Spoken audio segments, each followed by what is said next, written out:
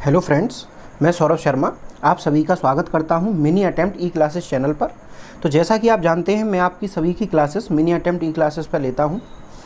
तो इस समय आप जानते होंगे कोविड के पेशेंट जो रिकवर हो रहे हैं, उन रिकवरी के दौरान बहुत सारे पेशेंट्स में लोगों में देखा जा रहा है ब्लैक फंगस की समस्या को।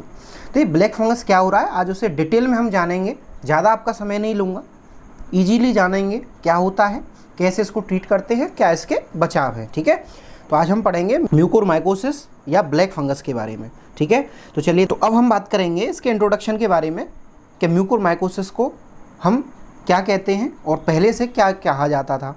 तो म्यूकोरमाइकोसिस को हम ब्लैक फंगस के नाम से आज के समय में जानते हैं, लेकिन म्यूकोरमाइकोसिस को प्रीवियस टाइम में इससे पहले जायगोमाइकोसिस के नाम से जाना जाता था। याद रखिएगा, जायगोमाइकोसिस के नाम से पहले इसको जानते थे। आज के समय में इसको हम म्यूकोरमाइकोसिस कहते हैं या ब्लैक फंगस कहते हैं। ठीक है, ये क्या होता है? It is a rare fungal infection. याद रखिएगा, ये रेयर फंगल इन्फेक्शन है, कॉमन नहीं होता, हर पेशेंट में आपको देखने को नहीं मिलेगा। ठीक है, और ये पैदा किया जाता है म्यूकोरमाइसेट्स। म्यूकोरमाइसेट्स क्या होते हैं? ये ग्रुप होता है फंगल इन्फेक्शंस का, या फंगस का एक ग्रुप होता है जो इसको पैदा करता है। ठीक है, और इसकी विशेषता क्या है? ये कब डेवलप होता है? अगर स्किन में कोई फंगस यानी म्यूकोरमाइकोसिस का फंगस जब किसी कट के थ्रू, स्कार्प के थ्रू, यानी कोई नुकीली चीज़ के थ्रू, या जलने के साथ में, या कोई अदर ट्रोमा के साथ में अगर ये हमारी बॉडी में एंटर कर जाता है, घुस जाता है, तो उस स्थिति में ये हमारे शरीर में पैदा होता है। ठीक है, अब हम जानेंगे कि इसको पैदा करने वाले जो कॉजेटिव एजेंट हैं वो कौन कौन से हैं। तो मोस्ट कॉमन इसको पैदा करने वाले पॉजिटिव एजेंट मैं आपको 3 दिखा सकता हूँ सामने। सबसे पहला आपको दिखाई दे रहा होगा राइजोपस स्पीसीज। सबसे पहली स्पीसीज है राइजोपस स्पीसीज, जो कॉमनली आपने पहले भी देख रखी है, ये कोई नई नहीं है, ये पहले भी आपने देख रखी है। जो ब्रेड होते हैं, ब्रेड आप इस डायग्राम में देख सकते हैं, ब्रेड के ऊपर जब 4-5 दिन तक हम ब्रेड को रख देते हैं तो उसमें एक फंगस जमा हो जाता है, हरा हरा सा एक फंगस जमा हो जाता है, उसे हम राइजोपस स्पीसीज कहते हैं, जो म्यूकोरमाइकोसिस को पैदा कर सकती है। ठीक है, दूसरा पॉजिटिव एजेंट है इसका साइजोम्यूकर। क्या नाम है इसका? साइजोम्यूकर। तो ये साइजोम्यूकर स्पीसीज, ये आप देख सकते हैं डायग्राम में, ये साइजोम्यूकर स्पीसीज है। और तीसरी स्पीसीज है म्यूकर स्पीसीज। तीसरी स्पीसीज कौन सी है? Mucor species. तो ये तीनों ही स्पीसीज मोस्ट कॉमनली कॉज करती हैं ब्लैक फंगस को या म्यूकोरमाइकोसिस को। ठीक है, अब हम बात करेंगे कि इसके प्रकार कौन कौन से हो सकते हैं, कौन कौन से टाइप का ये होता है। तो देखिए, पहला इसका प्रकार होता है राइनो सेरिब्रल साइनस या ब्रेन म्यूकोरमाइकोसिस। क्या होता है? पहला राइनो सेरिब्रल म्यूकोरमाइकोसिस, जो कि मेनली अफेक्ट करता है साइनस को और ब्रेन को। साइनस क्या होते हैं? जो हमारी नाक है, नोज है, उस नोज के अंदर small small small small openings होती हैं बोन्स के अंदर, उनको हम साइनस कहते हैं। तो अगर साइनस के अंदर ये फंगल इन्फेक्शन पहुंच जाता है तो वहाँ पर ये राइनोसेरिब्रल म्यूकोरमाइकोसिस के नाम से जाना जाता है। और ये मेनली किसको? साइनस को, और उसके साथ साथ ये ब्रेन को भी अफेक्ट करता है। याद रखिएगा, ब्रेन को भी अफेक्ट करता है। और ये कॉमनली डायबिटीज़ के पेशेंट में इसका खतरा सबसे ज़्यादा रहता है। तो डायबिटीज़ के पेशेंट थोड़ा सा संभल के रहिए। उसके बाद में आता है पल्मोनरी। दूसरा टाइप है इसका पल्मोनरी म्यूकोरमाइकोसिस। पल्मोनरी लंग्स, ऐसा इन्फेक्शन जो लंग्स में फैलता है। तो ये कॉमन, जिन लोगों को लंग्स प्रॉब्लम या लंग्स कैंसर है, लंग्स से रिलेटेड जो डिजीज़ हैं, उन मरीजों में ये कॉमनली देखने को मिलता है। ठीक है, अब आते हैं अगले टाइप पर। तो इसका अगला टाइप है गैस्ट्रोइंटेस्टाइनल म्यूकोरमाइकोसिस। ठीक है, गैस्ट्रोइंटेस्टाइनल मीन्स जीआई सिस्टम, यानी भोजन का रास्ता, जहाँ से होकर के हम खाते हैं और भोजन को पास करते हैं या अनडाइजेस्टेड फूड को निकालते हैं। माउथ से लेकर के एनस तक का जो पूरा रास्ता है उसे हम गैस्ट्रोइंटेस्टाइनल कहते हैं। अगर उसके अंदर ये इन्फेक्शन हो जाए तो उसे हम जीआई म्यूकोरमाइकोसिस कहते हैं, जो कि कॉमन है। याद रखिएगा, ये कॉमन किन में है? ये कॉमन होता है प्री मैच्योर और लो बर्थ इन्फेंट में। जो बच्चे जन्म के समय पर जिनका अंडरवेट होता है, वजन कम होता है, या प्री मैच्योर, यानी प्रेगनेंसी का समय 9 महीने माना जाता है, तो 9 महीने से पहले ही 7वें महीने में, 8वें महीने में, 6वें महीने में इनका क्या हो जाए, डिलीवरी हो जाए जिस बच्चे की, या वो पैदा हो जाए, तो उन बच्चों में ये ज़्यादातर देखने को मिलता है। या less than 1 month of age. ठीक है, या जो बच्चे एंटीबायोटिक, जिन बच्चों के अंदर एंटीबायोटिक थेरेपी, सर्जरी या अदर कोई मेडिकेशंस चल रही है, वो प्रीमेच्योर या लो बर्थ वेट के हैं तो उनमें ये होने के चांस रहते हैं, जीआई म्यूकोरमाइकोसिस। ठीक है, अगला है कुटेनियस या स्किन म्यूकोरमाइकोसिस। ये कुटेनियस या स्किन म्यूकोरमाइकोसिस क्या है? ये स्किन में होने वाला एक इन्फेक्शन है, स्किन में होने वाला म्यूकोरमाइकोसिस है, ब्लैक फंगस है। ये कब होता है? जब सर्जरी के बाद में या बर्न के बाद में, जलने के बाद में, जब कोई भी पेशेंट उस फंगस के कांटेक्ट में आ जाता है। ऐसा नहीं है ये बिना कांटेक्ट में आए होगा, नहीं, ये जब तक कांटेक्ट में नहीं आता है कोई भी पेशेंट तब तक ये नहीं होता है। और कांटेक्ट में भी ऐसा नहीं है कि आप किसी पेशेंट से मिलने जा रहे हैं तो उस समय आपको हो जाए, नहीं, अगर आपने उसको छू लिया और आपके शरीर में कोई कट लगा हुआ है, जिस हिस्से से छुआ है उस हिस्से में कोई कट है तो उस हिस्से से ये ट्रांसफ़र हो सकता है। ठीक है, तो याद रखिएगा।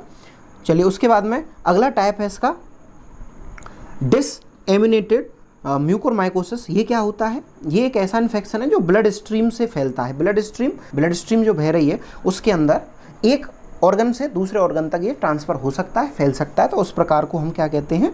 डिसएमिनेटेड म्यूकोरमाइकोसिस। ठीक है, तो चलिए आगे चलते हैं। अब बात आती है इसके सिम्टम्स की। तो ब्लैक फंगस में क्या क्या सिम्टम देखने को मिलते हैं? जिस मरीज को ब्लैक फंगस हो जाए उसको क्या क्या लक्षण देखने को मिलेंगे?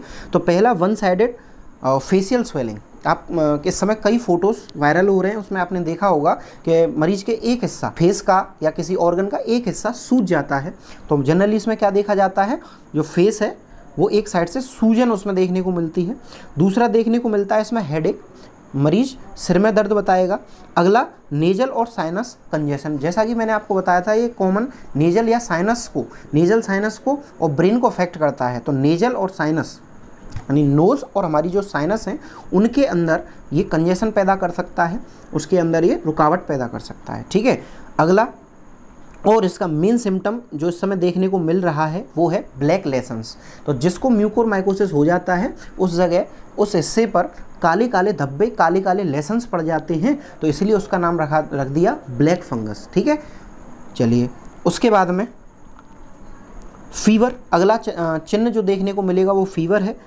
चेस्ट पेन भी मरीज़ बता रहे हैं, कई स्टडीज़ में ये भी देखा गया है कि चेस्ट पेन और शॉर्टनेस ऑफ ब्रीथिंग। तो ये सभी सिम्टम्स हमें एक मरीज में, ब्लैक फंगस के मरीज में हमें देखने को मिलेंगे। ठीक है, अब सवाल आता है कि ये किन लोगों में ज़्यादा इफेक्ट करता है, किन लोगों के लिए रिस्क है, इसके खतरा है और कैसे हम इससे बच सकते हैं। तो सबसे ज़्यादा खतरा है लॉन्ग टर्म कॉर्टिकोस्टेरॉइड यूज़।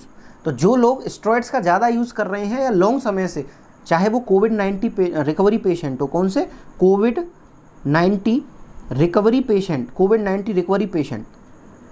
तो जो कोविड-19 रिकवरी पेशेंट हैं उन कोविड-19 रिकवरी पेशेंट के अंदर कॉर्टिकोस्टेरॉइड्स चलाई जाती हैं, स्टेरॉइडल दवाइयाँ दी जाती हैं, जिनके फलस्वरूप ये पैदा हो सकता है, ब्लैक फंगस का खतरा ज़्यादा रहता है। ठीक है, अगला डायबिटीज़। तो डायबिटीज़ जिन लोगों को है उनको सबसे ज़्यादा खतरा है, और डायबिटीज़ के साथ साथ डायबिटीज़ कीटोएसिडोसिस अगर किसी मरीज़ में है तो उसको और भी ज़्यादा खतरा है।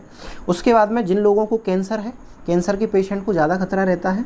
अगला organ transplant and stem cell transplant. तो ऑर्गन ट्रांसप्लांट या स्टेम सेल ट्रांसप्लांट कराते समय इसका फैलने का खतरा रहता है। ठीक है, लेकिन इस समय जो प्रेजेंट सिचुएशन है, प्रेजेंट कंडीशन है, कोविड-19 के जो रिकवर पेशेंट हो रहे हैं, जो पेशेंट रिकवर कर रहे हैं, उनमें सबसे ज़्यादा ये एक तो डायबिटीज़ के पेशेंट, कैंसर के पेशेंट या long term use of corticosteroids, यानी जिनको स्टेरॉइड्स दवाइयाँ लंबे समय से दी जा रही हैं, उन लोगों में ज़्यादा देखने को मिलता है। ऐसा नहीं है ये आज से ही हो रहा है या अभी इस समय कोविड-19 की कंडीशन में ही हो रहा है, ये पहले से ही है, आज से नहीं है। ठीक है, ये डिजीज़ पहले से है, आज से नहीं है, आज कोई नई डिजीज़ नहीं आई है, नई कोई फंगस नहीं पैदा हुआ, ये पहले से ही है। लेकिन इस समय कोविड-19 की कंडीशन एक ऐसी आ गई है जिसमें स्टेरॉइड्स का ज़्यादा यूज़ किया जा रहा है, और जो पेशेंट कैंसर के, डायबिटीज़ के, कोविड-19 सस्पेक्टेड हैं, उन लोगों में ये ज़्यादा देखने को मिल रहा है। ठीक है, चलिए उसके बाद में अब सबसे बड़ा सवाल आता है, क्या ये कंटेजियस है, क्या ये फैलता है? तो इसका जवाब है नहीं। याद रखिएगा, ये कभी भी one person to another person नहीं फैलता। व्हाट्सएप के ज़रिए बहुत सारे मैसेजेस, जो नेगेटिव मैसेज फैलाए जा रहे हैं, ऐसा हमें नहीं करना चाहिए। हमें हमेशा पॉजिटिव चीज़ों को ही दिखाना चाहिए, पॉजिटिव चीज़ों को ही आगे शेयर करना चाहिए। लेकिन कुछ लोगों के गलत शेयर करने से, चीज़ों को गलत शेयर करने से लोगों के मन में बहुत साइकोलॉजिकल इफेक्ट या नेगेटिव साइकोलॉजिकल इफेक्ट्स आते हैं जिससे लोग बहुत ही ज़्यादा परेशान हो जाते हैं। तो ऐसा हमें नहीं करना चाहिए। मैं आपको बता दूं कि ये कंटेजियस नहीं होता है, लेकिन मैंने आपको बताया ये किन कंडीशंस में फैल सकता है। तो एक उन कंडीशंस में फैलेगा अगर आपका कोई टच पार्ट जिस पर कट लगा हुआ हो और आपने उस पेशेंट को जिसको ये हो रखा है उसको आपने छू लिया, तो उस समय उसको होगा, 100% उसको ये हो जाएगा। तो ये ब्लड के थ्रू, स्किन कांटेक्ट के थ्रू फैलता है, बाकी का एयर के थ्रू या कंटेजियस ये नहीं फैलता। बाकी कई सारी रिसर्च ये भी बताती है कि सॉइल के थ्रू, जो कंटेजियस सॉइल है, ख़राब सॉइल है, उसके थ्रू फैलता है, या जो वाटर बॉडीज़ कंटेजियस हैं जिनके अंदर ये फंगस उपस्थित है, उसी से ही ये फैलेगा।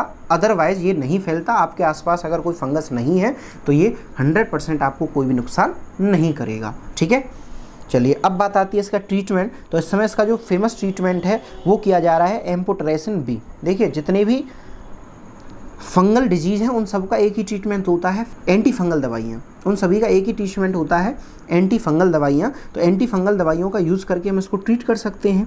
तो इस समय जो मेडिसिन दी जा रही हैं वो है एम्फोटेरेसिन बी। कौन सा?